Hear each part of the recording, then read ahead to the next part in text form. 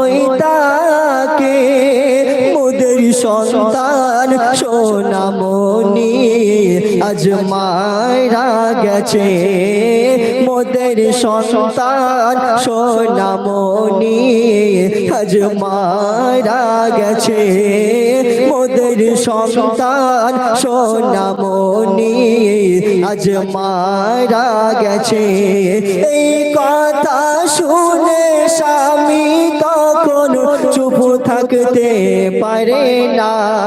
তোমরা মন দিয়ে শোনো না, এক ঈমানদার নারীর ঘটনা। মন দিয়ে শোনো না, তোমরা মন দিয়ে শোনো না। যখন বললেন যে আমাদের একমাত্র সন্তান মারা গিয়েছে, স্বামী এই ঘটনাটা শুনে চমকে উঠলেন। বললেন, স্ত্রী তুমি কি শোনাচ্ছ যে আমাদের সন্তান মারা গেছে? স্ত্রী বলল, হ্যাঁ আমার একমাত্র সন্তান মারা গেছে। তখন স্বামী বললেন যে কেন আমাকে শোনাওনি? তখন স্ত্রী সেই স্বামীকে উত্তর দিচ্ছে, যোগো স্বামী, রমজানের তোমাকে শোনাতাম যে আমাদের সন্তান মারা গেছে, তুমি ঠিকভাবে খেতে না, ঠিকভাবে ইফতার করতে না, ঠিকভাবে নামাজ পড়তে না। তখন বললে এই কারণ আমি শোনাইনি। তখন সেই স্বামী বলছেন যে আমার নবীর দরবারে আমি তোমার নামে নালিশ দিয়ে দেবো। তখন নবীর কাছে গিয়ে বলছেন, ইয়া রাসূলুল্লাহ, ইয়া হাবিবাল্লাহ, আমার স্ত্রী আমার সঙ্গে চিটিংবাজি করেছে, আমার স্ত্রী আমার সঙ্গে ধোঁকাবাজি করেছে। বললো, কি চিটিংবাজি করেছে? বললো যে আমার কাছে মিথ্যা কথা বলেছে। তখন নবী পাক সাল্লাল্লাহু আলাইহি ওয়াসাল্লাম সমস্ত সাহাবীদের ডেকে বলছেন, যোগো আমার সাহাবারা, তোমরা বাড়িতে চলে যাও, বাড়ি থেকে প্রত্যেকের স্ত্রীকে বলো যে তোমরা যদি জান্নাতি নারী দেখতে চাও তাহলে ইবনে জুবায়ের ঘরে চলে যাও, তাহলে ইবনে জুবায়ের স্ত্রী জান্নাতি।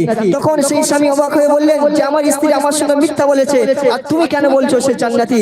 তখন নবী ঝরঝর করে কাঁদছে, বলছে তাহলে ইবনে জুবায়ের তুমি জানো না একটা মায়ের কাছ থেকে যখন একটা সন্তান দুনিয়া ছেড়ে বিদায় নিয়ে চলে যায়, একটা সন্তান হারানোর কষ্ট একমাত্র মা ছাড়া কেউ বোঝে না। সে সন্তান হারানোর ধরে সহ্য করেছে মা রাখতে পারে, তার ঠিকানা জান্নাত ছাড়া কিছু হতে পারে না। যখন এই কথা স্বামী শুনলো, স্বামী চমকে উঠলো। তাই কবি কি লিখছে শুনবে, বিবি বলে কেন হঠাৎ উঠলে বলো চমকে, এই তো বললে যারা মানত সেই তো পাবে। যখন স্বামী চমকে উঠলো, তখন স্ত্রী স্বামীর হাত ধরে বলছে, যোগো স্বামী কেন তুমি চমকে উঠলে? এই তো বললে যারা আমার সে পাবে, কেন তুমি চমকে উঠলে? এই আমানতের মালিক একমাত্র আল্লাহ, যে আল্লাহ আমার সন্তানকে দুনিয়ার বুকে ভূমিষ্ঠ করেছে, সেই সন্তান আল্লাহর কাছে চলে গেছে, তুমি কেন চমকে উঠছো? কবি শেষ কথায় কি লিখছে শুনবে, বিবি বলে কেন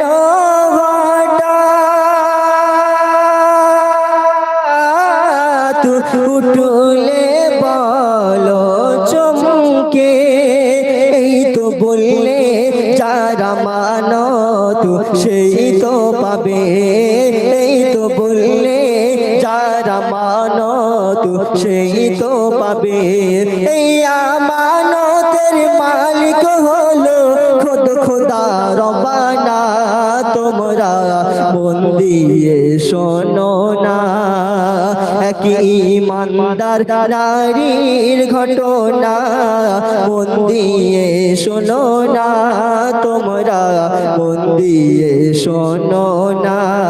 এক আল্লাহর প্রতি প্রেম মোহাব্বত কেমন দেখো না, তোমরা মন দিয়ে শোনো না।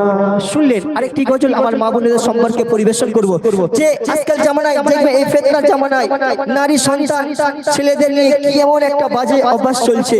যে আমরা জানি, প্রত্যেককে জানি যে আমাদের বড় পীর আব্দুল কাদের জিলানী, তার আব্বা জান ছিল আবু সালেহ মুসা জঙ্গি রহমাতুল্লাহ আলাইহি। তার আখলাক কেমন ছিল, তার চরিত্র কেমন ছিল, এই গজলের মধ্যে আমি দুটো শিক্ষা আমার মা এবং ভাইদের দিয়ে যাব, যে বিয়ে করলে কেমন ছেলেকে আপনারা বিয়ে করবেন, এবং আমার ভাইদের বলবো যে বিয়ে করলে কেমন নারীকে আপনারা বিয়ে করবেন। এই গজলের মাধ্যমে দিয়ে যাব, মনোযোগ সহকারে শুনবেন, আশা করছি ভালো লাগবে। কোই ছন্দের মাধ্যমে শুনবেন। ওই দেখা যায় স্রোত এক আপেল ভেসে যায়, ওই দেখা যায় স্রোত বয়ে যায় এক আপেল ভেসে যায় আল্লাহর ওলি আবু সালে মুসা সেই আপেল খেয়ে নেয় ওই দেখা যায় স্রোত বয়ে যায় এক আপেল ভেসে যায়